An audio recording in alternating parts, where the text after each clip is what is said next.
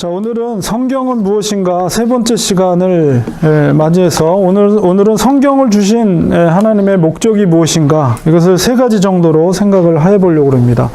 우리 지난번에는 첫째 시간, 둘째 시간에는 성경이 무엇인가, 성경의 7가지 정의를 했습니다.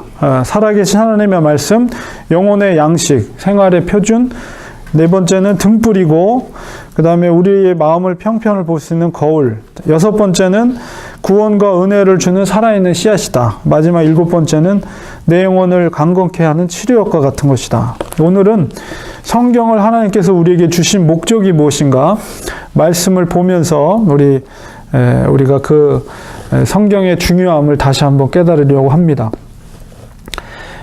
가장 중요한 것은 성경을 주신 가장 첫 번째 목적은 바로 예수 그리스도의, 그러니까 예수님께서 그리스도이심을 믿게 하기 위해서 그렇습니다.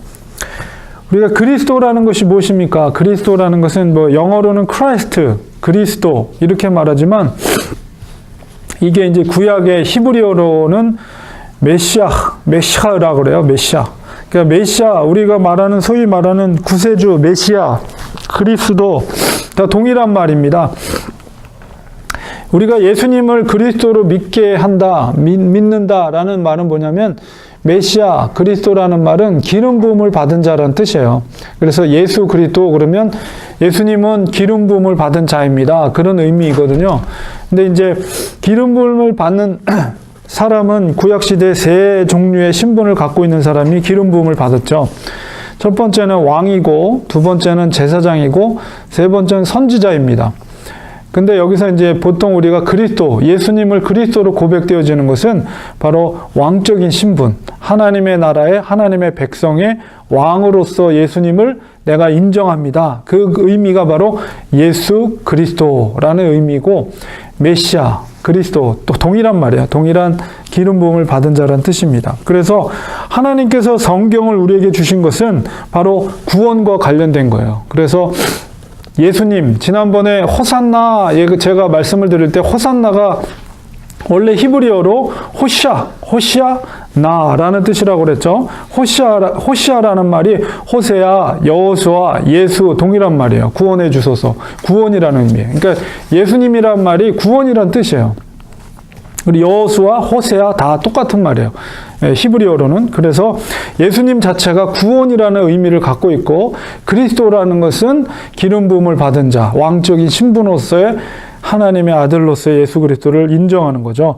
그래서 성경이라는 것은 바로 구원과 관련된 책입니다. 왜냐하면 이 예수 그리스도에 대한 책이기 때문에. 그래서 이 성경을 우리에게 주신 목적은 예수 그리스도를 믿음으로, 바로 예수 그리스도를 나의 구주로 믿음으로 바로 생명을 얻게 하려는 것이 하나님께서 성경을 우리에게 주신 목적이라는 거예요.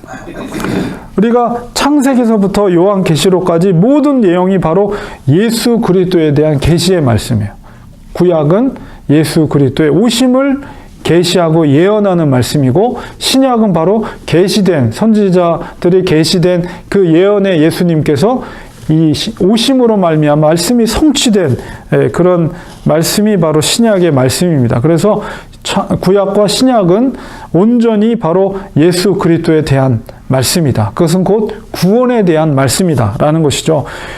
그렇기 때문에 복음이라는 거예요. 그렇기 때문에 교회의 사명은 바로 이 구원을 선포하고, 이 구원, 복음을 선포함으로 말미암아 바로 죽음에서 생명으로 이루게 하는 역할을 바로 교회가 하는 거예요. 이 땅에 있는 어떤 공동체도 그 일을 할 수 있는 것은 교회 외에는 없다.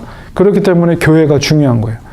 교회가 말씀을 선포하는 것이기 때문에, 교회가 구원을 선포하는 것이기 때문에, 그래서 바로 하나님께서 그 구원을 이루기 위해서 하나님께서 바로 말씀을, 성경을 우리에게 주신 것입니다. 곧 우리가 구원에 이를 수 있는 것은 독생자 그리스도 예수 그리스도를 믿음으로 말미암아 우리가 구원을 받게 되고, 믿음으로 말미암아 영생을 얻게 되는 것이죠. 요한복음 20장 30절 31절 보면 예수께서 제자들 앞에서 이 책에 기록되지 아니한 다른 표적도 많이 행하셨으나 오직 이것을 기록하면, 지금 사도 요한이 왜 이 기록을, 이 표적들을 기록을 했는가에 대한 목적을 쓰고 있죠. 이 성경에 요한복음에 기록되지 않은 많은 표적이 있지만 그러나 내가 이것을 특별히 기록하는 것은 너희로 예수께서 하나님의 아들 그리스도이심을 믿게 하려 함이요 또 너희로 믿고 그 이름을 힘입어 생명을 얻게 하려 함이니라. 그래서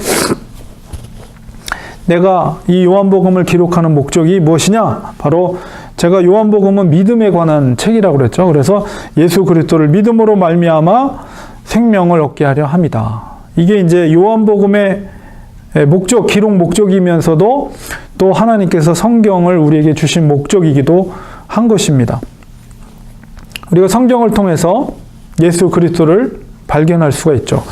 사도 바울은 그래서 우리가 골로새서에 보면 비밀이다. 그것은 비밀이다 이렇게 말하고 있죠. 계시된 말씀을 통해서 그 말씀을 깨달은 자만이 예수 그리스도의 참된 진리로서의 가치를 발견할 수가 있는 것입니다. 성경에 기록한 대로 우리가 믿을 때, 예수 그리스도를 믿을 때 영생을 얻게 되는 것입니다. 믿음이라는 것은 자생하는 것이 아니라 하나님께서 우리에게 주신 선물이에요. 하나님께서 우리에게 그 선물을 주시지 않았다면 우리는 예수님을 믿을 수가 없는 거죠. 그러니까 1차적으로 우리가 예수님을 믿게 된 것은 내 스스로가 믿은 것이 아니라 외형적으로는 마치 내가 교회에 나가서 말씀을 듣고 내가 믿는 것처럼 느껴지지만 그러나 하나님께서 믿을 수 있는 믿음을 우리에게 선물로 주신 거예요. 그렇기 때문에 우리가 믿을 수가 있는 것이고 그렇기 때문에 구원의 은혜는 하나님의 선물이라는 거예요. 그렇기 때문에 우리가 하나님 앞에 그 은혜를 감사해야 되는 것입니다. 그리고 로마서 10장 17절에 보면 그 믿음이 어디서 나오냐? 믿음은 들음에서 나며 들음은 바로 그리스도의 말씀으로 말미암느니라. 그렇기 때문에 이 말씀을 듣는다는 것, 말씀 자체가 얼마나 우리에게 큰 능력이 되는지를 다시 한번 생각하게 됩니다. 우리 종교개혁자였던 존 칼빈, 요한 칼빈은 이런 말을 했습니다. 성경을 빼앗겨 보아라. 그리하면 믿음도 구원도 없으리라. 이것은 뭐냐면 성경에 결국 그 종교개혁자들이 주장했던 핵심적인 뭐냐면 전통과 교리가 아니라 말씀으로 돌아오라는 거예요. 말씀으로 돌아오라. 그렇기 때문에 이 성경 말씀의 가치가 얼마나 소중한 것인가를 이제 칼빈이 이런 말을 언급함으로 인해서 강조를 하고 있는 것이죠. 성경을 통해서, 말씀을 통해서 우리에게 믿음이 생기는 것입니다. 예수 그리스도를 믿음으로 구원을 얻게 되는 것입니다. 그래서 하나님께서 우리에게 성경을 주신 것입니다. 두 번째 목적은 온전한 인격으로 성장하게 한다는 것이죠. 우리가 구원받은 성도에게 이제 하나님께서 우리에게 믿음을 선물로 주셨어요. 그러면 그것으로 완성이 되는 것이 아니라 이제 믿음 생활이 거기서부터 시작이 되는 거예요. 그런데 그 온전한 그리스도인으로 사도 바울을 통해서 너희들의 신앙이 믿음이 장성한 그리스도의 장성한 분량까지 성장하기를 원했는데 그 말씀이 성장하기 위해서 하나님께서 성경을 주셨다는 것입니다. 디모데후서 3장 15절에 보면 사도 바울이 영적인 아들이었던 디모데에게 성경에 대해서 성경의 역할에 대해서 설명을 하는 부분인데요. 내가 어려서부터 성경을 알았나니 디모데에게 하는 말이죠. 성경은 능히 너로 하여금 그리스도 예수 안에 있는 믿음으로 말미암아 구원에 이르는 지혜가 있게 하느니라. 그래서 구원에 이르게 하는 지혜는 오직 성경을 통해서만 가능한 것입니다. 그리고 이어서 디모데후서 3장 16절 17절에 계속해서 이 성경이 어떤 능력이 있는가를 사도 바울이 디모데에게 설명합니다. 모든 성경은 하나님의 감동으로 된 것으로 교훈과 책망과 바르게 함과 의로 교육하기에 유익하니 이는 하나님의 사람으로 온전하게 하며 모든 선한 일을 행할 능력을 갖추게 하려 함이라. 하나님께서 성경을 우리에게 주신 목적은 하나님의 사람으로 온전하게 이루게 하는 거예요.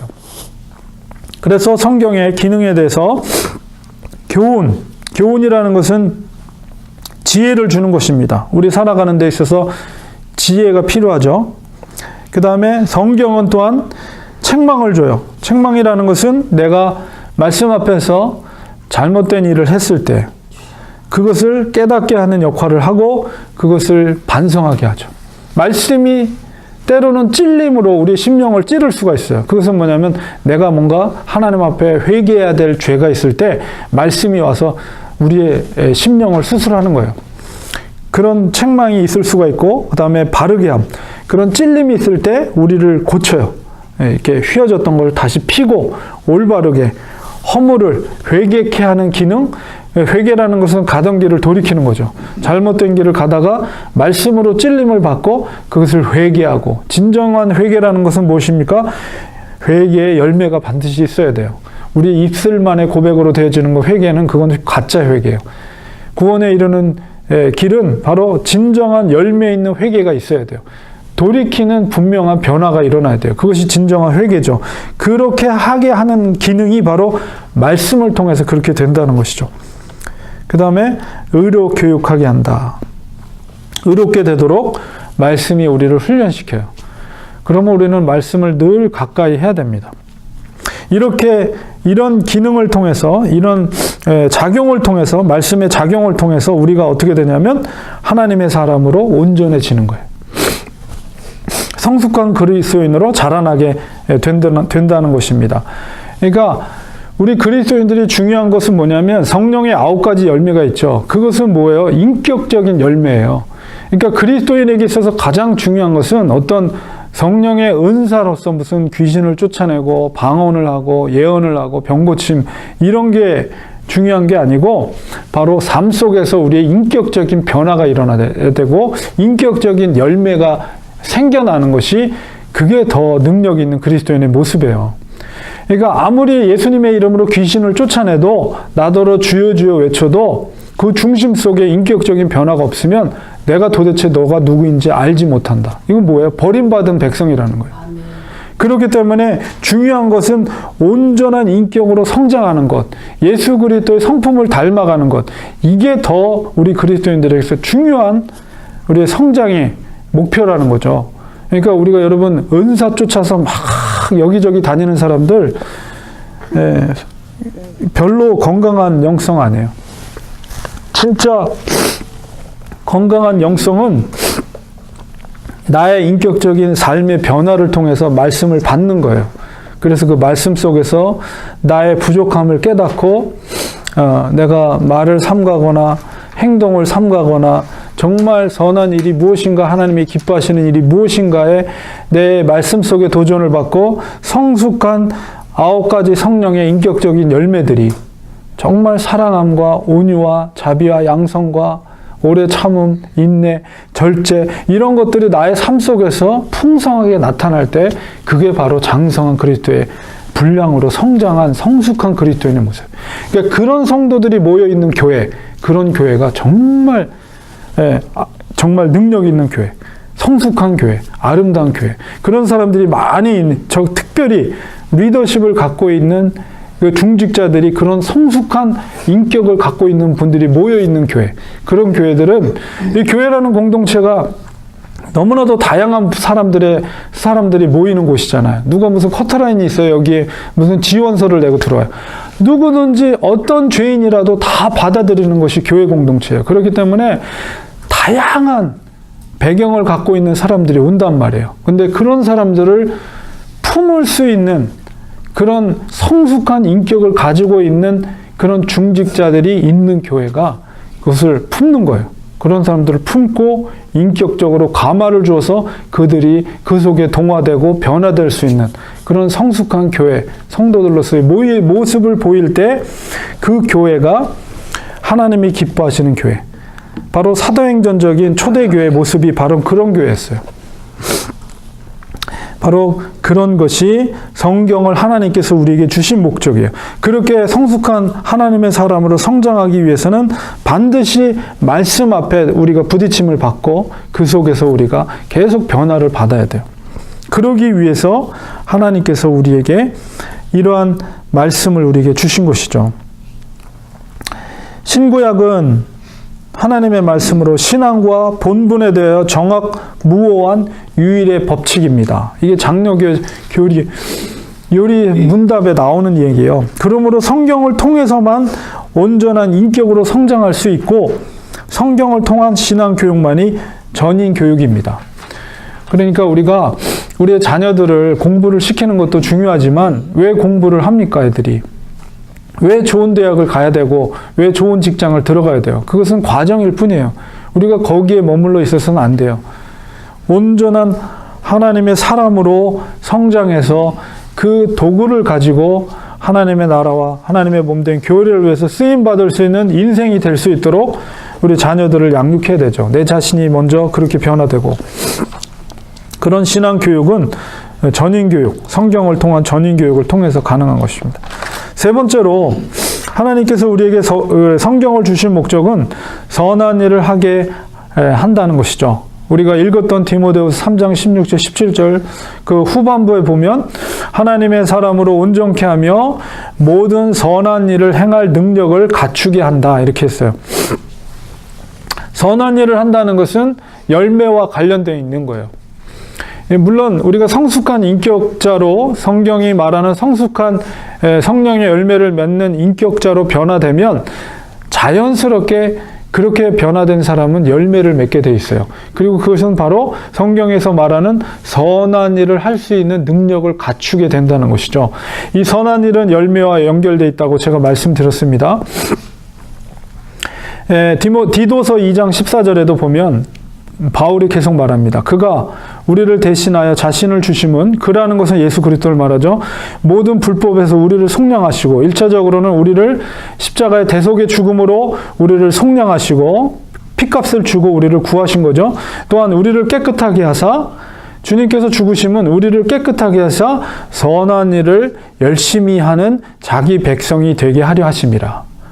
1차적인 것은 우리를 구원시킨 거예요. 그러나 두 번째는 뭐예요? 예수님이 십자가에 죽으심의 대속의 죽음은 1차적인 것은 우리를 깨끗게 하는 것이지만 동일하게 또한 선한 일을 열심히 하는 자기의 백성, 하나님 나라의 백성, 예수 그리스도의 백성이 되게 하기 위해서 십자가에 죽으신 거예요. 그러니까 우리가 구원에 이르는 믿음은 단순하게 우리가 예수님을 믿는 고백으로 끝내서는 안 되고 반드시 그런 선한 열매를 드러나야만이 온전한 믿음이에요. 온전한 믿음. 그것이 구원의 완성을 이루게 하는 것입니다. 그러니까 우리가 이것을 잊어버려서는 안 돼요. 놓쳐서는 절대 안 돼요. 그리고 이 선한 일이라는 것이 무엇이냐라고 했을 때 우리는 구원을 이루어가는 거예요. 성화되는 과정 속에 있는 거예요. 절대 우리는 완성된 게 아닙니다. 우리 속에 예수님께서 주신 믿음으로 말미암아 예수님을 믿게 됐지만 거기서 끝내서는 안 돼요. 계속 우리는 계속 성화되고 하나님의 선한 일을 통해서 하나님 앞에 섰을 때 열매를 드릴 수 있는 삶이 되어야 된다는 것입니다. 그 선한 일이라는 것에 대해서 세 가지가 일치해야 돼요. 뭐냐면 선한 일의 동기가 무엇인가라고 했을 때 그것의 선한 일의 동기는 믿음으로 출발해야 됩니다. 어떤 일이 성경에서 말하는 선한 일이라고 규정할 수 있는 조건의 세 가지가 일치해야 돼요. 첫 번째는 그 내가 하는 일의 동기가 믿음에서 시작됐는가. 두 번째는 그것의 목표와 그것을 이루고자 하는 목적이 하나님의 영광을 위한 것인가 아니면 나의 정욕을 위한 것인가에 대한 분명한 말씀에 비춰서 그것을 분별해내야 돼요. 내가 이 일을 하는 데 있어서 출발의 선행이 동기가 믿음으로 시작했고 그것을 이루고자 하는 목적과 목표가 정말 하나님 앞에 온전히 영광을 돌리려고 하는 것인가. 세 번째는 그 모든 방법이나 모든 것들이 하나님의 말씀과 일치하고 있는가. 이 세 가지가 동일하게 일치해야만이 그것이 선한 일입니다. 이 중에 세 가지 중에 한 가지도 잘못되면 그건 결코 선한 일이 아니에요. 그래서 하나님의 말씀과 일치한다는 것이 사실 이 분별해내는 것이 쉽지는 않죠. 그러나 이것을 알기 위해서는 반드시 하나님의 말씀을 알아야만이 이것이 하나님의 말씀과 내가 하고 있는 이 일이 하나님의 말씀과 일치하는지를 내가 하나님의 말씀을 알아야만이 그것을 비교할 수가 있죠. 그렇기 때문에 우리가 늘 하나님의 말씀을 알아야 돼요. 하나님이 우리에게 주신 성경을 주신 목적이 바로 거기에 있는 거예요. 우리가 하나님 앞에 열매를 맺는 선한 일을 하기 위해서는 반드시 하나님의 말씀을 통해서 내가 하고 있는 일이 일치하고 있는가. 물론 동기가, 내가 이 동기가 바로 믿음의 바탕에서 지금 내가 출발하고 있는가. 그리고 이것이 이루어지고자 하는 목표와 목적이 정말 온전히 순수하게 하나님의 영광을 위한 일인가. 그리고 이 모든 과정 속에서 하나님의 말씀과 일치하는 방법과 수단과 과정 속에서 되어지고 있는가. 이것을 우리가 면밀하게 살펴봄으로써 그것이 정말 일치한다라고 판단이 됐을 때 그것이 바로 열매 맺는 삶이요. 그것이 바로 선한 일, 하나님 앞에서 선한 일이라고 할 수가 있는 것입니다. 그래서 우리가 전도하고 이러는 일이 왜 그래요? 우리가 왜 전도를 해요? 왜냐하면 하나님께서 무엇보다도 잃어버린 한 마리 양이 주께로 돌아왔을 때 하늘의 천군 천사들이 정말 99의 길 잃어버리지 않은 양보다도 한 마리가 돌아왔을 때 하늘에서 그 하나님께서 그렇게 기뻐하신다. 우리가 그래서 전도하는 거예요. 말씀에 비추어봐서 그것이 일치할 때 그것이 선한 일이라고 말할 수가 있는 것이죠. 그래서 이게 정말 우리가 하나님께서 우리에게 이 말씀을 주신 이 목적을 생각해 보면 얼마나 이 말씀이라는 것이 귀중한 것인가. 너무 우리가 쉽게 가까이 있는데도 불구하고 이 성경의 소중함과 이 능력, 이 말씀만이 우리를 구원에 이르는 길을 제시해 주시죠. 그리고 우리를 변화시키는 능력이 여기에 있고 또한 우리가 열매 맺는 삶을 살 수 있는 바로 원리가 바로 이 성경에 있다는 사실을 우리가 명심해야 됩니다. 그래서 하나님께서 우리에게 주신 이 말씀을 우리가 늘 가까이 하고 또 늘 묵상하고 암송하고 또 이 말씀을 통해서 듣는 것, 읽는 것 자체가 말씀 자체가 능력이기 때문에 이 말씀을 늘 가까이 해야 됩니다. 그래서 오늘은 여기까지 했고요. 다음 시간에는 성경을 듣고 읽는 방법에 대해서 구체적으로 제가 말씀을 제시해 드리겠습니다. 어떻게 성경을 읽는 삶을 살아갈 것인가에 대해서 구체적으로 제가 말씀을 드릴 거예요. 그래서 그 방법대로 여러분이 순종하면서 성경 읽는 것을 생활화한다면 그 성경 말씀이 우리를 이렇게 변화시키는 놀라운 하나님이 주신 목적대로 우리가 변화되는 삶을 체험하리라고 저는 확신을 합니다. 기도하겠습니다.